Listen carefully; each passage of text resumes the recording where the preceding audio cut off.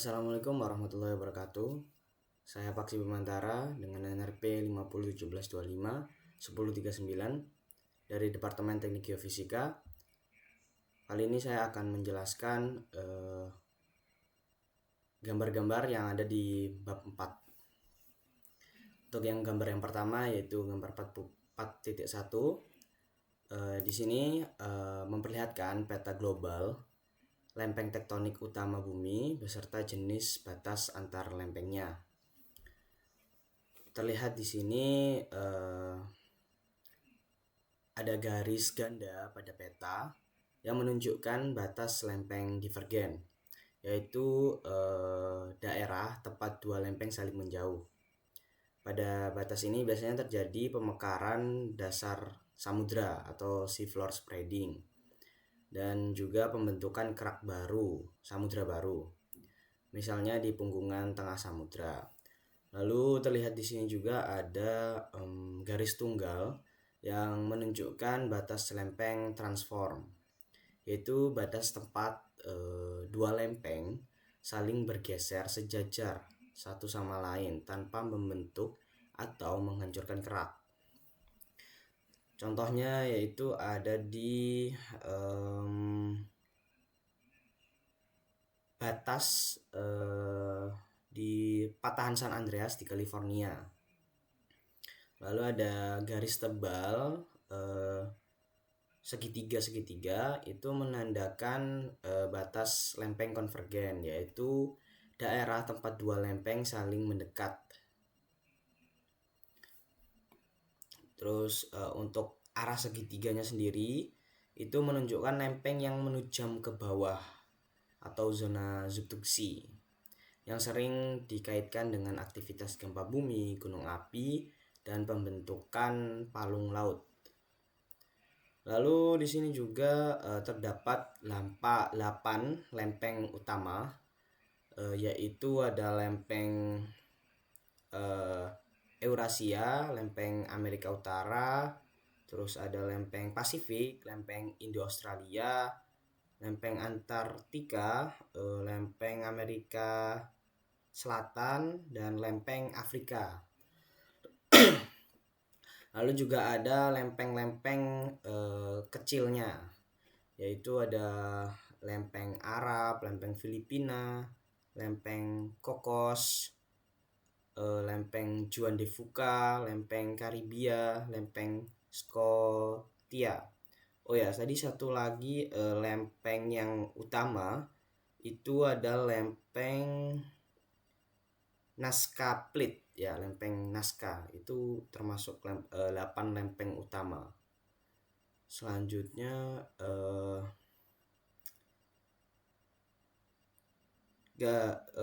gambar di sini juga memperlihatkan fitur geologi yang penting. Di sini terlihat ada pegunungan Himalaya. Di sini terlihat dia terbentuk di batas lempeng konvergen, yaitu akibat dari bertumbuknya lempeng Indo-Australia dan lempeng Eurasia. Lalu ada patahan San Andreas, itu merupakan contoh batas transform antara lempeng Pasifik dan lempeng Amerika Utara. Lalu ada palung Perucili, itu adalah menunjukkan zona subduksi tempat lempeng Nazca menujam ke bawah lempeng Amerika Selatan. Lalu untuk batas divergennya itu dapat ditunjukkan dengan adanya Mid-Atlantic Ridge. Selanjutnya untuk gambar yang 4.2. Di sini itu menjelaskan sejarah pergerakan benua atau continental drift dan pemecahan superbenua Pangea hingga membentuk susunan benua seperti yang kita lihat sekarang ini. Pada 225 juta tahun yang lalu, sekitar 225 juta tahun yang lalu, seluruh benua di bumi masih menyatu menjadi satu, yaitu superbenua Pangea.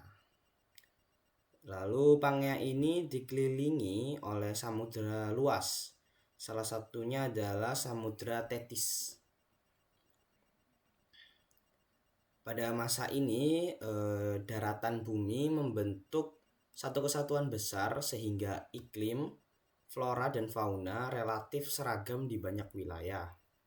Lalu selanjutnya ada sekitar 135 juta tahun yang lalu, Pangea mulai mengalami pemecahan akibat aktivitas tektonik di bagian dalam bumi. Lalu dia memecah menjadi dua benua, yaitu di Laurasia di bagian utara bumi dan Gondwana di bagian selatan bumi. Pemisahan ini disertai dengan pembentukan samudra baru di antara kedua benua tersebut. Lalu sekitar 60 juta tahun yang lalu, proses pemecahan masih berlanjut. Laurasia dan Gondwana terpecah lagi menjadi benua-benua yang lebih kecil. Itu ada Amerika Selatan, Amerika Utara, ada Afrika, Eropa, Asia, India, Australia, dan Antartika. Lalu pada periode ini India itu bergerak sangat cepat, sangat cepat ke arah utara, lalu bertumbukan dengan Asia di batas konvergen, di mana India menujam ke bertumbukan dengan Asia, lalu menyebabkan terbentuknya pegunungan Himalaya. Lalu pada masa saat ini pergerakan benua masih terus berlangsung meskipun sangat lambat, hanya beberapa sentimeter per tahun. Lempeng-lempeng tektonik terus berinteraksi melalui batas divergen, konvergen, dan juga transform.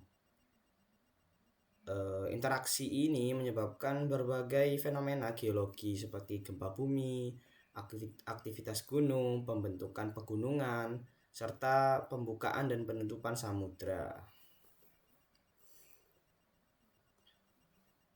Lalu untuk gambar yang 4.3, di sini itu menjelaskan bukti paleontologi yang sangat kuat tentang keberadaan superbenua Gondwana di belahan bumi selatan. Pada gambar ini menunjukkan bahwa jenis fosil yang sama ditemukan di benua-benua yang saat ini terpisah jauh oleh samudra, sehingga tidak mungkin dijelaskan jika benua-benua tersebut selalu berada pada posisi sekarang. Fosil tumbuhan Glossopteris yaitu tumbuhan mirip pakis, ditemukan di batuan berumur Permian hingga Pennsylvania di Amerika Selatan, Afrika, Antartika, India, dan Australia. Tumbuhan ini tidak mungkin menyebar melintasi samudra yang begitu luas, sehingga keberadaan di 5 benua yang berbeda tersebut menunjukkan bahwa daratan-daratan itu dahulunya saling terhubung, dan keseragaman jenis dan umur fosil juga memperkuat gagasan bahwa kelima benua tersebut pernah menjadi satu kesatuan daratan. Lalu juga ada fosil hewan, yaitu Sinognathus dan Listosaurus, yaitu reptil darat yang hidup pada masa periode Trias awal. Karena hewan-hewan ini hidup di darat dan tidak mungkin mampu menyeberangi samudra, penemuan fosilnya di beberapa benua, yaitu untuk yang Sinognathus itu ditemukan di Amerika Selatan dan juga di Afrika. Untuk yang Lithosaurus itu ditemukan di Afrika, India, dan juga Antartika. Ditemukannya fosil-fosil di benua yang berbeda tersebut menjadi bukti juga bahwa dulunya benua-benua tersebut berada dalam satu benua yang sama, menjadi satu. Terus ada juga hewan reptil air tawar Mesosaurus yang ditemukan di batuan Permian di bagian selatan Afrika dan Amerika Selatan. Karena Mesosaurus hidup di lingkungan air tawar, sangat tidak mungkin hewan ini menyeberangi Samudra Atlantik. Kesamaan fosil Mesosaurus di kedua benua tersebut menunjukkan bahwa Afrika dan Amerika Selatan dahulu berdekatan atau menyatu.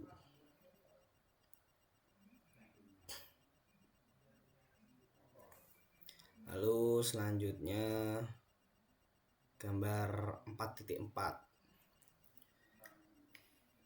Pada gambar 4.4 ini tuh menjelaskan bukti glasiasi Paleozoikum akhir yang mendukung teori pembentukan superbenua Pangea.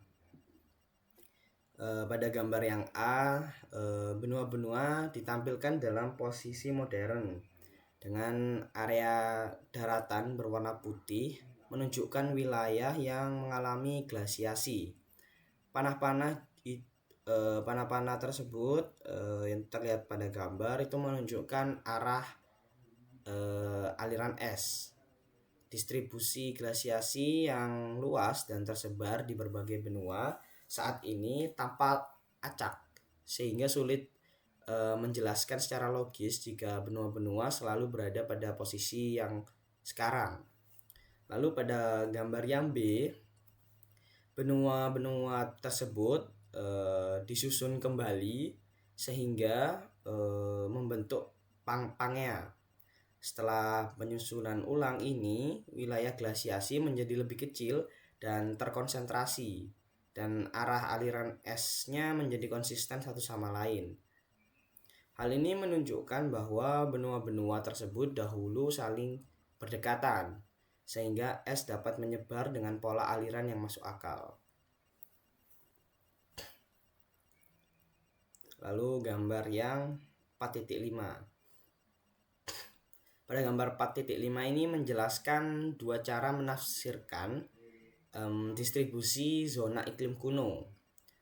Pada gambar yang A, diasumsikan bahwa benua-benua itu tetap pada posisinya, sementara kutub-kutubnya berpindah dari posisi sekarang. Dalam skenario ini, posisi kutub kuno berada dengan posisi berbeda dengan posisi kutub saat ini, sehingga zona iklim seperti es, gurun, dan terumbu karang tampak terdistribusi secara diagonal melintasi benua-benua. Artinya pola iklim kuno dijelaskan melalui perubahan posisi kutub. Sedangkan pada gambar yang B diasumsikan bahwa kutub-kutub tetap pada posisinya, sedangkan benua-benua yang bergerak dari waktu ke waktu. Zona iklim kuno kemudian berpindah bersama benua.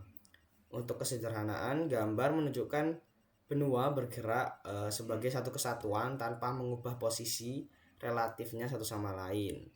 Jika posisi relatif benua berubah, pola distribusi zona iklim akan lebih kompleks. Lalu untuk gambar yang 4.6, ini menjelaskan pergeseran kutub selatan yang tampak sejak periode Cretaceous berdasarkan bukti paleoklimat. Garis merah pada gambar menunjukkan jalur yang dilalui kutub selatan dari periode Cretaceous melewati Eosen, Miocene, hingga awal Quarter. Dari pola ini terlihat seolah-olah kutub berpindah posisinya dari waktu ke waktu. Namun, Wegener menafsirkan fenomena ini berbeda. Ia berpendapat bahwa sebenarnya benua-benua yang bergerak, sedangkan kutub tetap pada posisinya. Dengan kata lain, jalur kutub yang tampak berpindah sebenarnya merupakan rekaman pergerakan benua di bawah kutub. Lalu untuk gambar yang 4.7, di sini menjelaskan konsep pergeseran benua menurut Wegener dengan memperlihatkan perbedaan kepadatan antara benua, kerak samudra, dan juga mantel. Menurut konsep ini, benua yang kurang padat, yaitu sekitar 2,7 GM per cm pangkat 3 GM per cm kubik, bergerak di atas kerak samudra yang lebih padat, yaitu sekitar 3 GM per cm kubik. Saat benua bergerak, ujung depannya mendorong kerak samudra sehingga menghasilkan pengkerutan yang membentuk jajaran pegunungan di tepinya. Di bawah keduanya terdapat mantel dengan kepadatan lebih tinggi, yaitu 3,3 GM per cm kubik, yang mendukung pergerakan benua di atasnya. Dengan kata lain, gambar ini menggambarkan benua mengapung dan bergerak di atas kerak samudra, menghasilkan deformasi geologi seperti pegunungan di tepinya sesuai prinsip isostasi dan pergeseran benua. Lalu untuk gambar yang 4.8 menjelaskan dip magnetik, yaitu sudut kemiringan garis gaya magnet bumi terhadap permukaan horizontal yang bervariasi tergantung jarak ke kutub magnet. Untuk yang A, batuan yang berada dekat kutub magnet utara memiliki dip magnetik yang curam, di mana garis gaya magnet hampir vertikal ke bawah. Ini menunjukkan medan magnet bumi di dekat kutub sangat tegak. Lalu untuk yang B, batuan yang berada dekat khatulistiwa di belahan bumi utara memiliki dip magnetik yang lebih dangkal dengan garis gaya magnet lebih horizontal. Hal ini menunjukkan medan magnet lebih menyebar secara horizontal di daerah ekuator. Lalu untuk yang C, batuan di belahan bumi selatan menunjukkan dip magnetik mengarah ke atas searah garis gaya magnet yang masuk ke kutub selatan. Lalu yang D di sini itu jarum kompas di Antartika menunjukkan inklinasi curam dekat kutub magnet selatan, memperlihatkan orientasi garis gaya magnet hampir vertikal ke atas. Dengan mengukur dip magnetik pada batuan, para ilmuwan dapat memperkirakan jarak relatif batuan ke kutub magnet utara atau selatan, sehingga berguna untuk rekonstruksi posisi benua dan studi paleomagnetik. Lalu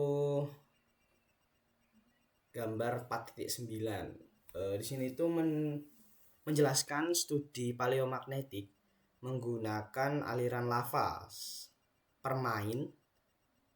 Permian di Amerika Utara. Aliran lava yang mengeras mengandung mineral magnetik seperti magnetit yang merekam arah medan magnet bumi pada saat lava mendingin. Dengan menganalisis orientasi magnet ini, ilmuwan dapat menentukan posisi kutub magnet utara yang tampak pada waktu tersebut. Pada gambar ini, aliran lava Permian di Amerika Utara menunjukkan bahwa posisi kutub magnet utara yang tampak berbeda dari posisi kutub pada saat ini. Data ini memberikan bukti bahwa benua bergerak dari waktu ke waktu, mendukung teori pergeseran benua oleh Wegener. Jadi gambar ini itu memperlihatkan bagaimana rekaman magnetik dalam batuan purba dapat digunakan untuk melacak pergerakan benua dan posisi kutub di masa lalu. Lalu gambar 4.10 menunjukkan jalur pergeseran kutub magnet utara yang tampak selama 520 juta tahun terakhir berdasarkan data paleomagnetik dari batuan di Amerika Utara yang berwarna merah dan Eropa yang berwarna hijau. Jalur ini menggambarkan posisi kutub magnet utara yang tampak pada berbagai periode geologis mulai dari Kambrian hingga Cretaceous. Perbedaan antara jalur Amerika Utara dan Eropa menunjukkan bahwa benua tidak tetap berada di tempatnya, melainkan bergerak relatif satu sama lain. Dengan kata lain, meskipun kutub magnet sebenarnya tetap, jalur kutub yang tercatat di batuan berbeda karena pergerakan benua. Sehingga gambar ini memberikan bukti yang sangat kuat untuk teori pergeseran benua. Lalu ada gambar 4.11. Di sini itu menunjukkan kecocokan bentuk benua dan kesamaan jenis batuan antara Amerika Selatan dengan Afrika. Area warna biru muda di sekitar benua menandakan landas kontinen, yaitu bagian perairan dangkal yang masih menjadi bagian dari benua. Sedangkan area berwarna di dalam benua menunjukkan sabuk batuan yang lebar yang memiliki jenis dan usia batuan yang sama pada kedua benua, sehingga tampak saling berkorelasi. Panah-panah pada gambar juga menunjukkan arah pergerakan gletser yang ditentukan dari striasi pada batuan. Kombinasi kecocokan bentuk benua, kesamaan batuan, dan bukti glasiasi ini memberikan dukungan yang kuat terhadap teori pergeseran benua yang menunjukkan bahwa Amerika Selatan dan Afrika pernah saling menempel sebagai bagian dari superbenua yang sama. Lalu gambar 4.12. Di sini itu menjelaskan hipotesis penyebaran dasar laut, sea floor spreading, yang dikemukakan oleh Harry Hess, yang menjadi dasar teori tektonik lempeng modern. Hipotesis ini menjelaskan bagaimana dasar laut terbentuk, bergerak, dan didaur ulang melalui proses konveksi di mantel. Pada gambar yang A, Hess mengusulkan bahwa konveksi terjadi di seluruh mantel bumi. Arus konveksi ini berupa material panas yang naik dari dalam mantel dan material yang lebih dingin turun kembali ke dalam mantel. Untuk keperluan ilustrasi, skala pegunungan dan palung dilebih-lebihkan agar pergerakan mantel lebih mudah dipahami. Pada bagian B dijelaskan prosesnya lebih rinci di dasar laut. Pertama itu naiknya mantel panas di sumbu penyebaran. Material panas dari mantel naik tepat di bawah pegunungan tengah samudra, mid ocean ridge, yang merupakan sumbu penyebaran. Naiknya material ini memicu vulkanisme basaltik dan aliran panas yang tinggi. Lalu yang kedua itu ada divergensi dasar laut. Saat kerak samudra baru terbentuk, lempeng-lempeng bergerak menjauh dari sumbu. Divergensi ini membelah lembah rift di punggungan yang sering disertai dengan gempa bumi dangkal. Lalu yang ketiga ada subduksi kerak laut tua. Kerak samudra yang lebih dingin dan tua akan tenggelam di palung samudra. Proses ini membentuk zona Benioff, yaitu zona gempa bumi yang terkait subduksi dan menghasilkan magma andesitik yang membentuk busur gunung berapi di tepi benua. Lalu gambar 4.13 menjelaskan struktur litosfer dan astenosfer serta perbedaan sifat fisik antara kerak samudra dan kerak benua. Litosfer adalah lapisan kaku dan padat yang mencakup kerak bumi bagian atas mantel. Litosfer membentuk lempeng-lempeng tektonik yang bergerak di atas astenosfer. Ada litosfer samudra yang rata-rata ketebalannya 70 km. Lalu ada litosfer benua yang lebih tebal berkisar antara 125 sampai 250 km, terutama di bagian bawah pegunungan atau kerak tua. Lalu astenosfer yaitu lapisan di bawah litosfer yang bersifat plastis dan ulet, yang berfungsi sebagai pelumas yang memungkinkan litosfer untuk bergerak. Di bawah benua, astenosfer mungkin tipis atau bahkan tidak ada, sehingga pergerakan lempeng lebih lambat. Kerak samudra dan kerak benua.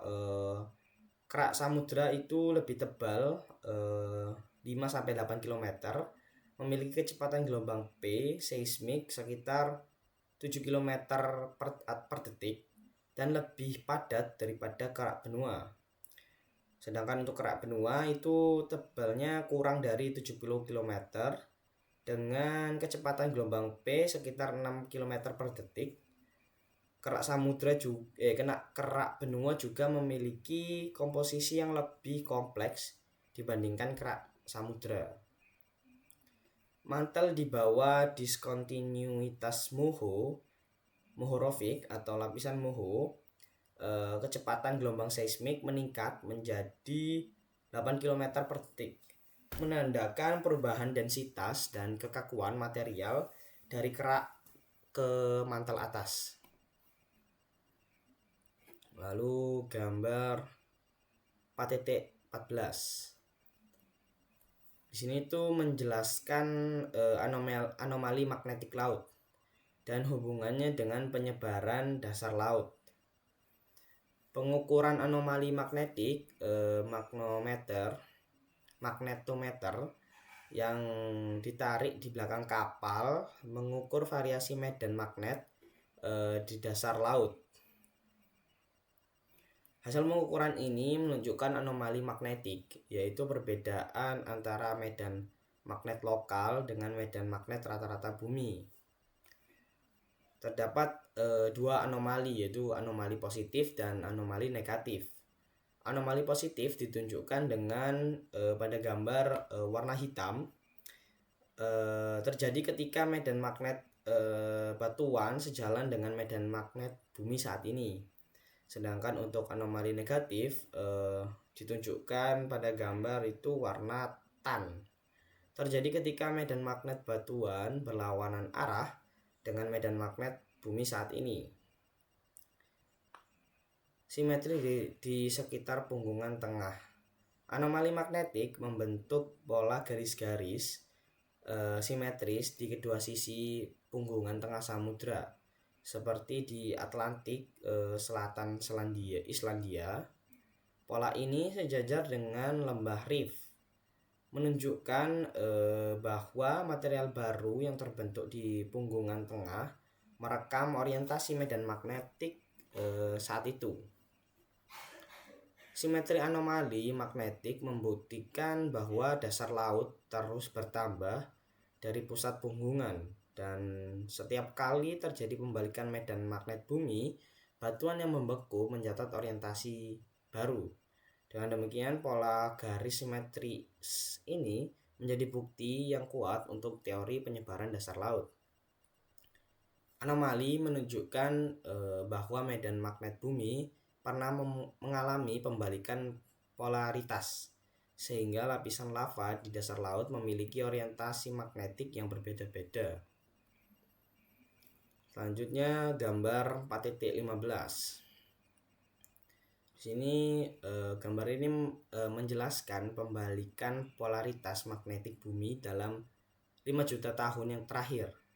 Data ini diperoleh dari aliran lava yang telah diberi tanggal radiometrik, sehingga usia masing-masing lapisan lava dapat ditentukan dengan presisi. Dengan cara ini, setiap lapisan menunjukkan kondisi medan magnet bumi pada saat pembekuan lava tersebut. Warna pada gambar mempresentasikan jenis polaritas. Lapisan berwarna hitam menunjukkan magnetisme normal, yaitu orientasi medan magnet sejalan dengan medan bumi saat ini. Sementara lapisan berwarna tan menunjukkan magnetisme terbalik, di mana orientasi medan magnet berlawanan dengan medan magnet bumi saat ini. Pada gambar juga menyertakan skala waktu polaritas geomagnetik selama intervalnya 0 sampai 5 juta tahun sebelum sekarang, dengan epoch magnetik utama yang berbeda. Epoch branch menandai periode terakhir dengan polaritas normal, sedangkan Matuyama menunjukkan periode sebelumnya dengan polaritas sebagian besar terbalik. Epoch Gauss dan Gilbert lebih tua, menunjukkan pola pembalikan magnetik sebelum Matuyama. Selain epoch utama, beberapa peristiwa magnetik singkat juga ditunjukkan, seperti Jaramillo, Olduvia, Mahmud, Kochiti, Nunifak, Sidufjal, dan Tavera. Peristiwa ini adalah pembalikan atau variasi polaritas yang berlangsung dalam skala waktu lebih pendek dibandingkan epoch utama, memberikan detail tambahan tentang fluktuasi medan magnet bumi. Lalu gambar 4.16 menjelaskan asal-usul anomali magnetik di dasar laut. Selama periode magnetisme terbalik seperti epoch Gilbert, aliran basaltik yang muncul di puncak punggungan tengah samudra menjadi termagnetisasi sesuai dengan orientasi medan magnet saat itu, menghasilkan pola magnetisme terbalik. Seiring waktu, zona tanggul ini terbelah dan bergerak ke samping akibat penyebaran dasar laut. Sementara aliran basaltik baru muncul di puncak punggungan dan menjadi termagnetisasi normal. Proses ini menghasilkan pola tanggul magnetik yang simetris di kedua sisi punggungan. Dengan mengkorelasikan pola anomali magnetik dengan catatan pembalikan magnetik, ilmuwan dapat memberi tanggal pada anomali tersebut. Artinya, anomali magnetik tidak hanya mencatat riwayat pembalikan medan magnetik bumi, tetapi juga dapat digunakan untuk menentukan usia dasar laut. Lalu pada gambar 4.17, di sini tuh menunjukkan peta usia dasar laut yang ditentukan dari anomali magnetik di dasar samudra. Warna-warna yang berbeda pada gambar mewakili periode geologis yang berbeda, mulai dari Miosen hingga Jurassic akhir. atau sekitar 150 juta tahun. Peta ini memperlihatkan bahwa dasar laut semakin tua seiring jaraknya bertambah dari punggungan tengah samudra. Dengan kata lain, batuan basaltik yang lebih dekat dengan punggungan berumur lebih muda karena baru terbentuk dari magma yang naik, sedangkan batuan yang lebih jauh dari punggungan lebih tua karena terbentuk lebih lama dan terdorong menjauh oleh penyebaran dasar laut. Gambar ini memberikan bukti yang kuat bagi teori penyebaran dasar laut, menunjukkan bahwa kerak samudra terus terbentuk di punggungan tengah dan bergerak ke samping, sehingga usia dasar laut meningkat secara bertahap menjauhi punggungan. Lalu gambar 4.18 menunjukkan dua cara untuk menafsirkan hubungan antara zona patahan dan punggungan tengah samudra. Untuk gambar yang A, ini strike slip fault, diasumsikan bahwa punggungan pernah kontinu di seluruh zona patahan, sehingga patahan yang terlihat merupakan patahan geser mendatar. Dengan asumsi ini, distribusi gempa bumi dan arah pergerakan batuan diharapkan berbeda dari kenyataan. Pada gambar yang B, transform fault, diasumsikan bahwa dua segmen punggungan tidak pernah menyatu dan bahwa dasar laut terus bergerak menjauh dari masing-masing segmen lembah rift. Dengan asumsi ini, distribusi gempa dan pergerakan batuan sesuai dengan pengamatan. Zona patahan yang menghubungkan segmen punggungan ini ternyata adalah patahan transform yang memungkinkan pergerakan lateral antara segmen punggungan. Jadi pada gambar ini memperlihatkan bahwa patahan transform berperan penting dalam mengakomodasi gerakan horizontal antara segmen punggungan tengah samudra sehingga dasar laut dapat terus menyebar secara teratur tanpa terputus. Lalu pada gambar 4.19 di sini tuh menjelaskan penggunaan teknologi GPS untuk mempelajari gerakan lempeng tektonik secara langsung. Jadi pada gambar yang A ditunjukkan stasiun GPS yang dipasang di Islandia. Stasiun ini menerima sinyal dari satelit GPS yang mengorbit bumi untuk menentukan posisi yang sangat akurat sehingga pergerakan permukaan bumi dapat diukur dari waktu ke waktu. Pada gambar yang B diperlihatkan data gerakan lempeng tahunan dari stasiun-stasiun GPS di seluruh dunia. Panah menunjukkan arah pergerakan masing-masing lempeng dan panjang panah menunjukkan kecepatan gerakannya. Skala referensi menunjukkan 5 cm per tahun, sehingga kita dapat melihat bahwa lempeng bergerak dengan kecepatan beberapa sentimeter per tahun. Gambar ini menegaskan bahwa teknologi GPS memungkinkan pengukuran langsung gerakan lempeng tektonik, memberikan bukti nyata tentang dinamika litosfer di bumi. Lalu gambar 4.20 di sini itu menjelaskan proses pembentukan batas lempeng divergen di tengah benua yang akhirnya membentuk lautan baru. Pada gambar yang A, benua mulai mengalami perluasan ketika menipis dan terbentuk lembah rift di sepanjang pusatnya, disertai erupsi lava basaltik yang muncul di permukaan. Lalu gambar yang B, benua terbelah menjadi dua, tapi benua mengalami patahan dan pengangkatan, sementara erupsi basalt terus membentuk kerak samudra. Pada tahap ini terbentuk lautan sempit di antara kedua benua yang terpisah. Lalu yang C, sedimen dari benua mengikis tepi yang tenggelam untuk membentuk landas kontinen. Lautan semakin melebar dan punggungan tengah samudra berkembang, seperti yang terlihat pada Samudra Atlantik saat ini.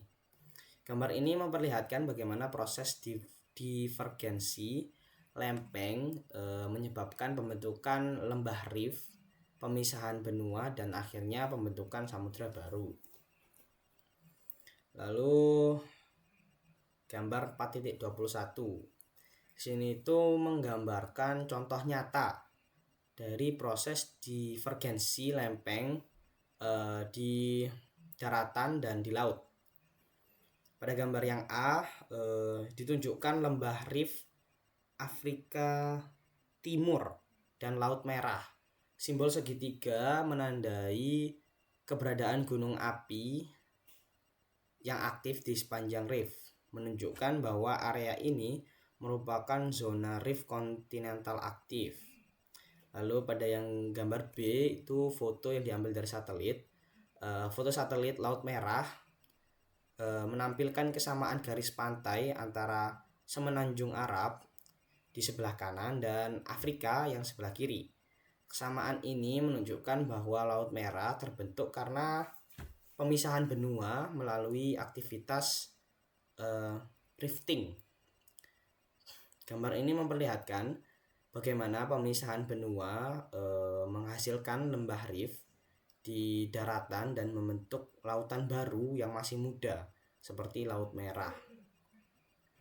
Lalu gambar 4.22 sini menggambarkan pembentukan margin kontinental pasif yang terjadi akibat pemisahan benua dan proses divergensi lempeng. Ketika kerak benua mengalami patahan dan tenggelam, terbentuk cekungan yang kemudian diisi oleh aliran basalt dan sedimen. Jika lautan sempit yang terbentuk menguap, lapisan garam batu dapat terbentuk. Seiring waktu, sedimen laut yang tebal menutupi dasar batuan ini, membentuk struktur landas kontinen, lereng, dan kenaikan. Di tepi landas kontinen yang perairannya hangat, terumbu karang dapat berkembang. Beberapa terumbu karang ini akhirnya terkubur oleh sedimen, seperti yang terjadi di berbagai bagian landas kontinen Atlantik Amerika Utara. Gambar ini menunjukkan bahwa margin kontinental pasif merupakan hasil kombinasi antara pergerakan lempeng yang memisahkan benua dan pengendapan sedimen yang menutupi cekungan yang terbentuk dari hal tersebut. Selanjutnya gambar 4.23 menggambarkan berbagai jenis-jenis batas transform dan bagaimana mereka berperan dalam tektonik lempeng. Pada gambar yang A, batas transform terjadi antara dua punggungan tengah samudra. Di sini kedua segmen punggungan tidak terhubung secara langsung, sehingga pergerakan lateral antara lempeng diakomodasi oleh patahan transform. Lalu gambar yang B menunjukkan batas transform antara punggungan dengan palung. Palung trans ya. Patahan transform ini menghubungkan segmen punggungan dengan zona subduksi di palung, memungkinkan lempeng bergerak secara horizontal sambil tetap mempertahankan kontinuitas punggungan dan palung. Untuk yang C menggambarkan batas transform antara dua palung. Batas jenis ini umum terjadi di wilayah Pasifik Tenggara, di mana dua zona subduksi dipisahkan oleh patahan transform untuk mengakomodasi pergerakan lateral lempeng. Segitiga pada palung menunjukkan arah zona subduksi. Lalu pada gambar yang D menampilkan patahan San Andreas sebagai contoh nyata batas transform punggungan-punggungan. Patahan ini berada di antara lempeng Amerika Utara dan lempeng Pasifik. Ujung selatan patahan berakhir di segmen punggungan dekat perbatasan Amerika Serikat dengan Meksiko. Sedangkan ujung utara mencapai persimpangan 3 di mana 3 lempeng bertemu. Untuk warna panah warna hitam yang besar menunjukkan pergerakan horizontal lempeng Pasifik melewati lempeng Amerika Utara. Lalu gambar 4.24. Sini tuh gambar ini menggambarkan bagaimana batas divergen membentuk puncak punggungan dan patahan transform pada lempeng samudra maupun lempeng benua. Pada gambar yang A, lempeng samudra puncak punggungan terbentuk tegak lurus terhadap arah penyebaran. Patahan transform sejajar dengan arah penyebaran, memisahkan segmen-segmen punggungan dan mengakomodasi gerakan lateral lempeng. Pola ini relatif teratur karena kerak samudra homogen dan tipis. Lalu pada gambar yang B, untuk lempeng benua, puncak punggungan juga terbentuk tegak lurus terhadap arah penyebaran, tetapi pola patahan lebih kompleks. Kelemahan yang ada sebelumnya di kerak benua memengaruhi orientasi patahan sehingga distribusi patahan tidak selalu seimbang dan segmen punggungan bisa lebih bervariasi. Lalu gambar 2.25. Di sini menggambarkan batas konvergen antara dua lempeng samudra dan proses geologi yang terjadi di wilayah tersebut. Ketika satu lempeng samudra menujam subduksi di bawah lempeng samudra lainnya, terbentuk palung laut yang dalam di lokasi subduksi tersebut, di mana di atas zona subduksi sebagian material batuan yang meleleh membentuk magma yang naik ke permukaan, membentuk busur pulau vulkanik. Zona gempa bumi yang memanjang ke bawah lempeng menujam dikenal sebagai zona Benioff, tempat terjadinya gempa bumi akibat gesekan dan tekanan batuan yang menujam. Selain itu, proses subduksi juga menghasilkan baji akresi, yaitu akumulasi material yang tererosi dari lempeng yang menujam dan terakumulasi di sisi atas lempeng yang lebih stabil. Bagian belakang unsur pulau, back arc region, merupakan wilayah yang berada di sisi busur yang menjauh dari palung, seiring mengalami penipisan kerak dan aktivitas geologi tambahan. Lalu gambar yang 4.26, analogi bola tenis meja yang penyok untuk menjelaskan bentuk palung subduksi. Ketika sebuah bola tenis meja ditekan atau penyok di satu sisi, lekukan yang terbentuk cenderung melengkung mengikuti permukaan bola. Demikian juga palung subduksi di bumi tidak berbentuk lurus sempurna, melainkan melengkung ke arah lempeng yang menujam. Lengkungan ini terjadi karena permukaan bumi bersifat bulat, sehingga zona subduksi mengikuti kelengkungan kerak bumi. Dengan kata lain, gambar ini memberikan cara visual untuk memahami bahwa palung subduksi selalu tampak melengkung di peta dunia, bukan karena kondisi lokal saja, tetapi sebagai konsekuensi dari bentuk bumi yang seperti bola. Lalu gambar 4.27. Di sini itu menggambarkan proses tektonik pada batas konvergensi samudra dengan benua yang membentuk margin kontinental aktif. Di gambar ini lempeng samudra menujam ke bawah lempeng benua. melalui zona subduksi. Proses ini menghasilkan palung laut yang dalam di depan lempeng benua, serta zona Benioff, yaitu area gempa bumi yang memanjang dari permukaan hingga kedalaman di sepanjang lempeng yang menujam. Magma yang terbentuk dari lelehan material di zona subduksi naik dan membentuk busur magmatik berupa rangkaian gunung berapi di daratan. Selain itu, aktivitas tektonik ini membentuk sabuk pegunungan muda di tepi benua dan cekungan sedimen di belakang busur. Di sisi lain, di sisi yang lebih stabil, keraton tetap berada sebagai inti benua yang tua dan tidak mengalami deformasi.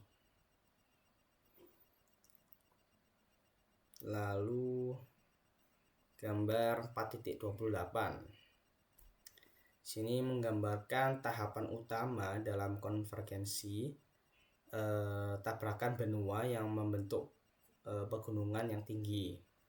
Pada gambar yang A ditunjukkan konvergensi samudra dengan benua, di mana samudra menyempit karena lempeng samudra menujam di bawah lempeng benua. Proses ini menghasilkan palung laut dan baji akresi, yaitu endapan sedimen halus yang tererosi dari kerak samudra dan menumpuk di zona subduksi. Lalu untuk yang B ini ditunjukkan fase tabrakan antara benua dengan benua. Ketika dua benua bertumbukan, tabrakan ini membentuk sabuk pegunungan muda di dalam benua baru yang lebih besar. Contoh paling terkenal adalah tabrakan India dengan Asia yang membentuk pegunungan Himalaya dan dataran tinggi Tibet. Zona jahitan, patahan dorong, dan cekungan di depan pegunungan juga terbentuk sebagai bagian dari deformasi kerak. Skala vertikal dalam gambar dilebih-lebihkan untuk memperjelas perbedaan ketinggian. Terus untuk yang C ditunjukkan peta gerakan lempeng India ke arah utara dari waktu ke waktu yang mengilustrasikan jalur pergerakan benua sebelum tabrakan. Lalu gambar 4.29. Ini. Oke. Di sini itu menggambarkan model konveksi mantel yang menjadi salah satu mekanisme pendorong gerakan lempeng tektonik. Dalam gambar ini ditunjukkan mantel inti dan batas inti mantel yang menjadi tempat aliran material panas dari dalam bumi. Panas ini menyebabkan penyebaran mantel, yaitu gerakan material mantel yang naik di bawah punggungan tengah samudra dan turun di zona subduksi. Gerakan lempeng didorong oleh dua mekanisme utama, yaitu tarikan lempeng slab pull yang terjadi saat lempeng samudra menujam di zona subduksi dan dorongan punggungan ridge push akibat kenaikan topografi punggungan tengah samudra yang mendorong lempeng menjauh dari sumbu punggungan. Gambar ini juga menunjukkan punggungan tengah samudra, busur pulau, rantai pulau vulkanik, gunung berapi, dan benua untuk memperlihatkan hubungan antara gerakan mantel, aktivitas vulkanik, dan deformasi kerak. Lalu ada gambar 4.30. Sini itu menggambarkan mekanisme tambahan yang memengaruhi gerakan lempeng tektonik. Dalam gambar ini lempeng digambarkan didorong di punggungan tengah samudra atau ridge push, di mana material di punggungan yang lebih tinggi mendorong lempeng untuk bergerak menjauh dari sumbu punggungan. Lempeng juga dapat ditarik slab pull ketika tepi depan lempeng samudra menujam ke dalam astenosfer di zona subduksi. Jika lempeng yang menujam jatuh dengan sudut lebih curam daripada kemiringan batas litosfer antenosfer, slab rollback atau gulungan lempeng, maka palung dan lempeng di atasnya ikut tertarik secara horizontal menuju lempeng yang menujam karena efek isapan palung. Lalu ada gambar 4.31 menggambarkan model penyebaran mantel plum yang naik melalui mantel untuk membentuk titik panas, basalt banjir, dan rantai vulkanik. Pada gambar ini penyebaran mantel digambarkan memiliki kepala berbentuk jamur yang panas dan ekor yang lebih sempit. Ketika kepala penyebaran mencapai bagian atas mantel, ia membentuk titik panas yang luas, menyebabkan pengangkatan dan peregangan kerak serta erupsi basalt banjir. Ekor penyebaran yang naik ke permukaan menghasilkan titik panas yang lebih sempit, membentuk gunung berapi tunggal. Seiring lempeng tektonik bergerak di atas titik panas, terbentuk jejak atau rantai gunung berapi yang sejajar dengan arah gerakan lempeng, seperti yang terlihat pada Kepulauan Hawaii. Lalu ada gambar 4.32. Di sini itu menggambarkan distribusi titik panas di seluruh dunia. Titik panas ini diidentifikasi berdasarkan aktivitas vulkanik yang terus-menerus dan pengangkatan struktural yang terjadi dalam beberapa juta tahun terakhir. Titik panas yang berada dekat kutub tidak ditampilkan pada peta. Gambar ini menampilkan lokasi berbagai titik panas terkenal seperti ada Hawaii, Yellowstone, Islandia, Reunion. Titik panas tersebut merupakan bukti nyata dari penyebaran mantel yang naik ke permukaan dan menyebabkan vulkanisme. Selain itu, titik panas dapat digunakan sebagai indikator untuk melacak gerakan lempeng tektonik dari waktu ke waktu. Karena lempeng bergerak di atas titik panas yang relatif tetap, membentuk jejak vulkanik atau rantai gunung berapi seperti Kepulauan Hawaii. Lalu gambar 4.33 mengilustrasikan pemisahan benua akibat penyebaran mantel. Pada tahap awal, yang A, kubah terbentuk di atas penyebaran mantel yang naik di bawah benua, menyebabkan permukaan kerak menonjol.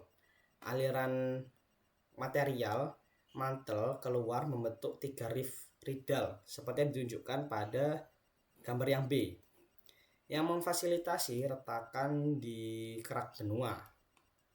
Seiring waktu, benua terpisah menjadi 2 bagian, seperti yang terlihat pada gambar yang C, di sepanjang 2 dari 3 rift tersebut, membentuk dasar laut samudra baru di antara benua yang menyimpang. Rift ketiga tidak berhasil memisahkan benua dan menjadi rift gagal atau aula Kogen, yang kemudian terisi sedimen benua. Contoh nyata dari rift radial ini ditunjukkan pada gambar yang D, yaitu Laut Merah dan Teluk Aden, merupakan rift aktif saat semenanjung Arab menjauh dari Afrika. Teluk Aden memiliki punggungan tengah samudra dan lembah rift sentral, sedangkan rift yang gagal terlihat sebagai lembah rift di Afrika. Lalu ada gambar 4.34 yaitu mengilustrasikan pemisahan benua akibat beberapa penyebaran mantel. Pada gambar yang A, tahap awal, 2 penyebaran mantel muncul di bawah benua, menyebabkan tekanan dan pemanasan pada kerak di atasnya. Dan untuk yang B adalah akibat dari gambar yang A, yaitu rift memanjang terbentuk dan basalt banjir meletus di permukaan, menandai awal pemisahan benua. Lalu untuk yang C, seiring berjalannya waktu, benua terbelah menjadi 2 bagian. Sementara rift yang tidak berhasil memisahkan benua menjadi rift gagal. Samudra baru mulai terbentuk, ditandai oleh puncak punggungan, zona patahan, dan punggungan aseismik yang merupakan rantai gunung berapi. Jadi gambar ini menunjukkan bagaimana aktivitas penyebaran mantel dapat menyebabkan pemecahan benua, pembentukan rift yang memanjang, dan awal terbentuknya samudra baru. Lalu gambar yang 4.35. Di sini tuh mengilustrasikan pembentukan terumbu karang dan guyot di sekitar pulau vulkanik yang bergerak menjauh dari titik panas atau hotspot. Pada tahap awal, pulau vulkanik terbentuk dari di atas titik panas. Kemudian aktivitas gelombang dan erosi mengikis bagian atas pulau, meratakannya. Seiring pulau bergerak menjauh dari titik panas karena gerakan lempeng, pulau mulai tenggelam secara bertahap. Seiring waktu, puncak pulau yang telah tererosi menjadi guyot, landform datar yang terendam di bawah permukaan laut. Terumbu karang dapat tetap tumbuh di sekitar pulau selama masih berada di zona cahaya yang cukup. Gambar ini menunjukkan bagaimana interaksi antara aktivitas vulkanik, erosi, gerakan lempeng, dan subsiden membentuk guyot dari pulau vulkanik. Lalu gambar yang terakhir yaitu 4.36 mengilustrasikan pola usia batuan vulkanik di atas gugusan Pulau Hawaii yang menunjukkan hubungan antara titik panas dan pergerakan lempeng. Pada gambar terlihat usia batuan meningkat ke arah barat laut, sedangkan dua gunung berapi yang masih aktif ditandai dengan titik merah di sini.